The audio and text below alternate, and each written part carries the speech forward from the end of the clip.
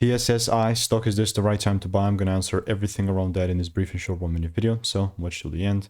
Regarding TSS Incorporated, man, it's just, doing its thing, 7% up. I appreciate the consistent bullish market, and that's why I'm looking to just double down even more, because you can see like back then when it was 13 bucks, 13-ish, and it was 14, and I expected it to kind of come down to 13. Not only did it did that, it just kept delivering exactly how I wanted to deliver. We reached basically more than 16. Now we're like literally at the top there was like 27. So we like literally went from 13 to 27. That's a double. That's a like literal double that was made just over 2 weeks ago. Crazy, I know. And coming into this next week, all I'm looking to do is just double down.